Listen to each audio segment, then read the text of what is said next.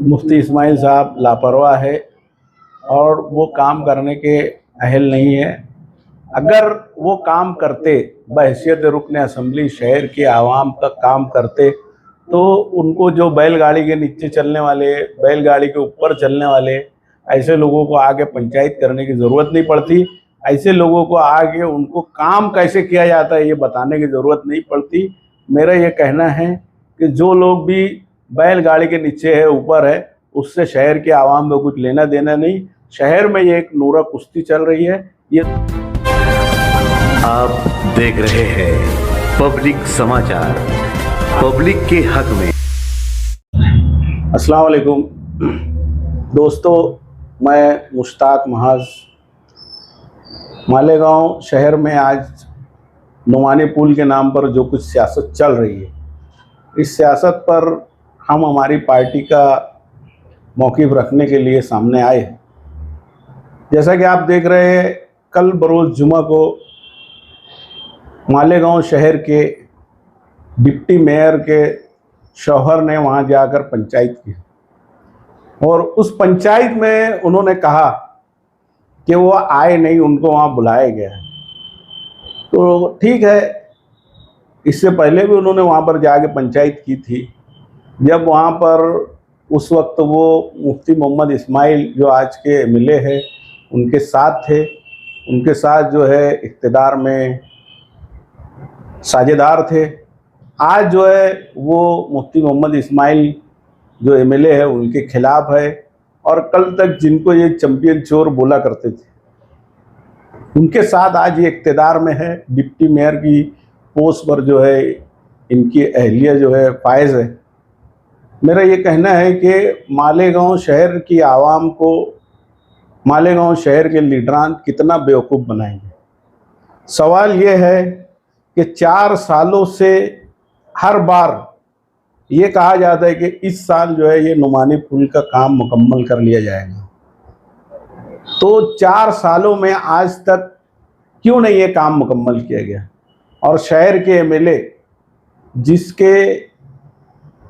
जिस इलाके के बलबूते पर चुनकर आते हैं, उन इलाकों में जो है किला, रसूलपुरा, बेलबाग और ये सब इलाके शामिल हैं, जहाँ के फ़िदाइन दस्ते के बल पर मुफ्ती मोहम्मद इस्माइल जो है काफ़ी बड़ी बड़ी बातें किया करते रहे।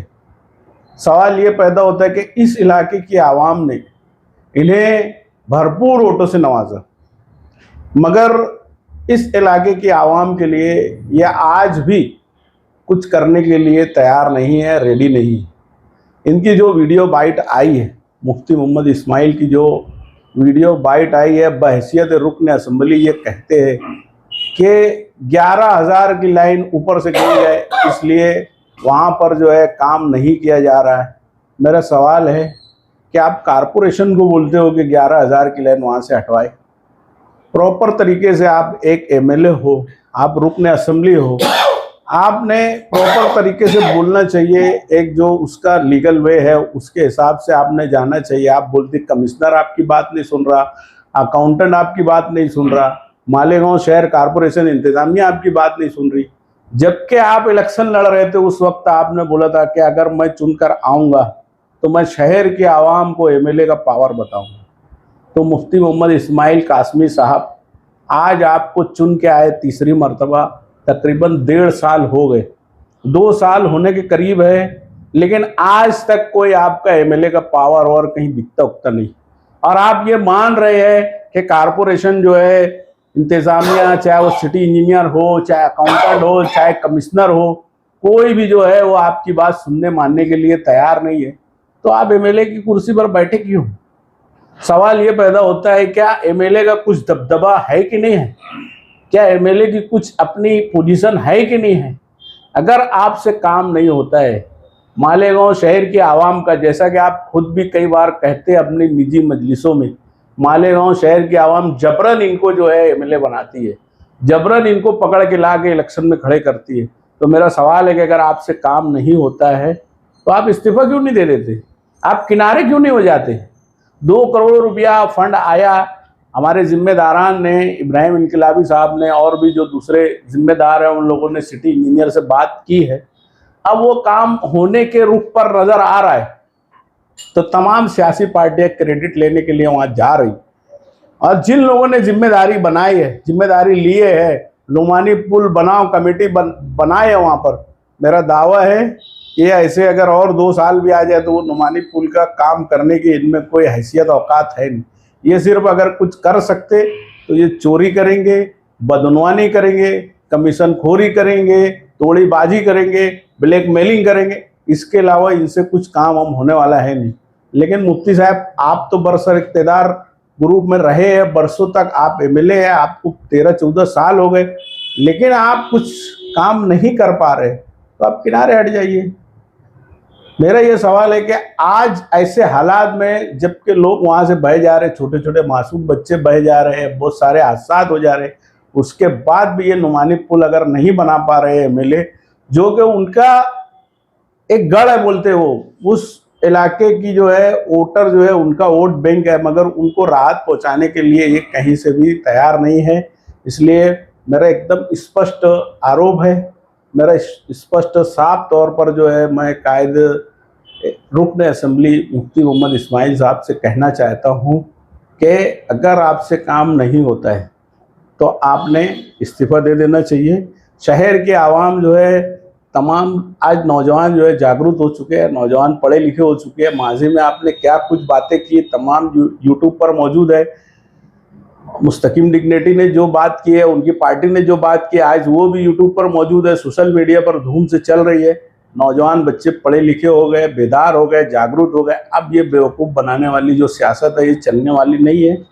और उस इलाके की आवाम अगर हमारी पार्टी को बुलाती है, जैसे कि अभी बहुत सारे लोग हमसे राब्ते में बुलाती है, तो हम उस ताल्लुक़ से हम ये डिमांड करने वाले हैं कि जो बच्चे वहाँ पर बह गए, जो शहरी, जो ख़वातीन जो ज़ख्मी हुए बह गए, ऐसे लोगों को ले जाकर हम लोग हाई कोर्ट में एक रिट पिटीशन दाखिल करेंगे और मालेगांव कॉरपोरेशन से डिमांड करेंगे, यहाँ के एमएलए से डिमांड करेंगे रिट पिटीशन दाखिल करते हुए कि वो जो हलाक होने वाला बच्चा है उसके लिए कम से कम 1 करोड़ रुपये का हर्जाना कॉरपोरेशन अदा करें। अगर ये नहीं कर सकते तो हम साफ तौर पर ये डिमांड करते हैं कि आप अगर ओहदे पर रहकर काम करने के लायक नहीं हैं तो आपने इस्तीफ़ा देना चाहिए, घर बैठना चाहिए। बहुत बहुत शुक्रिया। मुश्ताक भाई, मेरा एक सवाल था कि हमारे जो एमएलए है इन्होंने असेंबली में भी इसके विषय पे आवाज़ नहीं उठाई, क्या कहेंगे आप? सवाल ये है कि मैंने कहा कि मुफ्ती मोहम्मद इस्माइल साहब को शहर की आवाम के मसले मसाइल से कुछ लेना देना नहीं। वो एक मजहबी आलिम दीन है, वो जो है मस्जिद और मदरसे से जुड़े हुए शख्स है। अभी गुज़िश्ता 2.5 सालों से उन्होंने खुद एक वीडियो वाइट में इतराफ़ किया, 2.5 महीनों से जो है वो शहर से लापता थे, वो हज पर गए थे या कहीं पर भी गए थे। मेरा सवाल ये है कि आपने बतौर एमएलए इस वक्फे का मानधन लिया है ना? शहर के आवाम ने इस जो 2.5-3 महीने का वक्फा, इसमें क्या क्या मुसीबतें उठाई है, उस पर आप कुछ करने के लिए तैयार नहीं। तो मेरा एकदम स्पष्ट बोलना है कि अगर कमिश्नर आपकी बात नहीं सुनता, अकाउंटेंट आपकी बात नहीं सुनता, सिटी इंजीनियर आपकी बात नहीं सुनता, तो आप एमएलए हो, रुकन असेंबली हो, आपने कितनी बार असेंबली में जाके LAQ फाइल किया, कितनी बार आपने तवज्जो तलब नोटिस जो है वहाँ पर डाली? अगर आपने नहीं डाली है तो ये एकदम साफ तौर पे शहर के आवाम के सामने है, दूध का दूध पानी का पानी, के आपको शहर के आवाम के मसले मसाइल से कुछ लेना देना नहीं है। और रही बात ठेकेदार की जो लापरवाही, हमने जो बोला है कि हम रिट पिटीशन दाखिल करेंगे, तो उसमें हम ठेकेदार से भी मुतालबा करेंगे, उसको भी पार्टी बनाएंगे और उससे हर्जाने का मुतालबा करेंगे। और वो ठेकेदार ने अगर मुकर्ररा मुद्दत में अपना काम मुकम्मल नहीं किया तो खयाबान निशात चौक पर उस ठेकेदार का हमारी पार्टी की जानिब से मुँह काला किया जाएगा।